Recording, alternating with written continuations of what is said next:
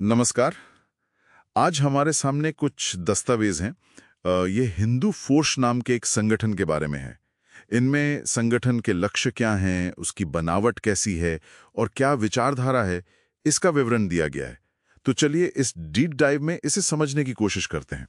जी, तो ये जो स्रोत हैं, इनके मुताबिक हिंदू फोर्स की स्थापना का मकसद है भारतीय संस्कृति की रक्षा करना संस्कृति की रक्षा, हाँ। और साथ ही शास्त्र यानी जो ज्ञान है और शस्त्र मतलब हथियार, इनको आम लोगों तक पहुंचाना। अच्छा, तो संस्थापक श्री दीपक सिंह हिंदू हैं, जो शस्त्र अंकित सेनापति भी हैं। जी हाँ, और शास्त्र की जिम्मेदारी दी गई है ऋषिपुत्र सुबे सिंह सत्यदर्शी को। दिलचस्प बात यह है कि ये संगठन शास्त्र और शस्त्र मतलब ज्ञान और हथियार दोनों को ही जरूरी मान रहा है। बिल्कुल, उनका कहना है कि शास्त्र से संस्कृति बचती है और शस्त्र से अस्तित्व। कृष्ण का उदाहरण भी दिया है कि भाई जब दुष्ट नहीं मानते तो फिर शस्त्र उठाना पड़ता है। हाँ, और ये एक तरह से आज के सनातनियों को अपने अधिकारों और क्या कहते हैं जग कल्याण के लिए तैयार होने का आह्वान लगता है। और देखिए, यहाँ ये भी ध्यान देने वाली बात है कि संगठन जीवन का असली उद्देश्य मोक्ष प्राप्ति बताता है। मोक्ष प्राप्ति, जी, और नियम दो तरह के माने गए हैं। एक तो प्राकृतिक मतलब जीवन रक्षा के लिए, और दूसरे स्थापित जो उद्देश्य पूरा करने में मदद करें। और ये जो स्थापित नियम है ये वक्त और हालात के हिसाब से बदल सकते हैं। अच्छा, तो मतलब ये बदलाव को, सभ्यता और परंपराओं के बदलाव को स्वीकार करते हैं। हाँ बिल्कुल, और इस कोशिश को वो घने अंधेरे में दिया जलाने जैसा बताते हैं। और इसका आधार क्या है, मतलब संगठन का मूल आधार? संगठन का मूल आधार बताया गया है ऋषि परंपरा। इसे भारत को फिर से विश्व गुरु बनाने और सबका कल्याण करने का माध्यम माना गया है। और इसके लिए योजना ये है कि गुरुकुल पद्धति से पति पत्नी के जोड़ों को प्रशिक्षित किया जाए। पति पत्नी जोड़े जी, उन्हें क्या कहा गया है? उन्हें धर्मवीर और धर्मवीरांगना या फिर ऋषि और ऋषिका कहा जाएगा, और इन्हें फिर धर्म प्रचार के लिए भेजा जाएगा। हाँ, और मैंने पढ़ा कि इन प्रशिक्षित जोड़ों को शुरुआत में कुछ मानदेय देने की भी बात है, करीब 20,000 रुपए प्रति माह। जी हाँ बिल्कुल, शुरुआती 1 साल तक 20,000 रुपए महीने का मानदेय देने का जिक्र है। और इसके लिए आर्थिक मदद की अपील भी की गई है।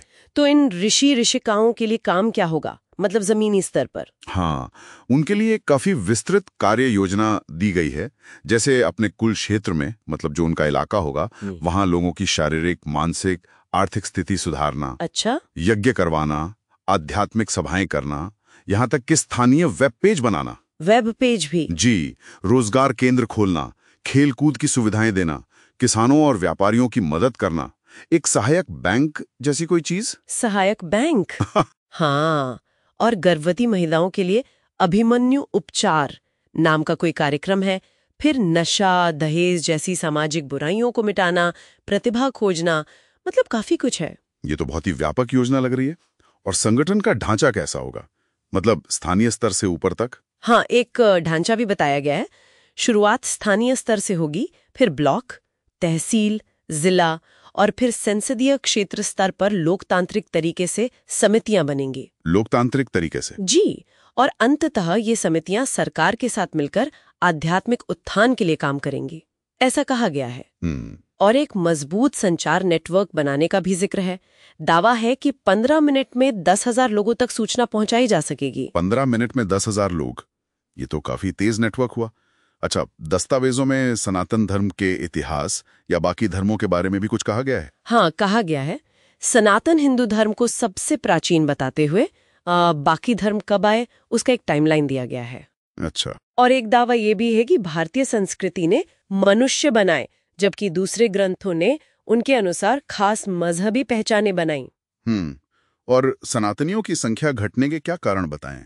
कारण गिनाए हैं, जैसे ऋषि परंपरा का बदलना, जो धार्मिक विज्ञान था उसका सिर्फ रीति रिवाज बन जाना, और संवादहीनता मतलब कम्युनिकेशन गैप। अच्छा, और उनका मानना है कि अगर लोगों को जीवन का असली उद्देश्य याद दिलाया जाए तो वापस सनातनी बन सकते हैं। जीवन के उद्देश्य पर काफी जोर है, और जीवन के मूल्य पर भी कुछ कहा है। बिल्कुल, सांसों की मिसाल दी है कि जीवन कितना अनमोल है, और कहा है कि उद्देश्य है पूर्णता मतलब आनंद प्राप्त करना, और भारतीय संस्कृति इसमें सक्षम है। हाँ, बल्कि समय प्रबंधन का एक फॉर्मूला भी दिया है। फॉर्मूला?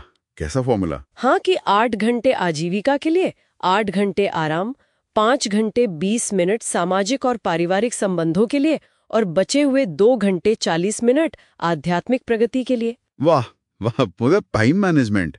लेकिन क्या कुछ चिंताएं भी व्यक्त की गई हैं इन दस्तावेजों में?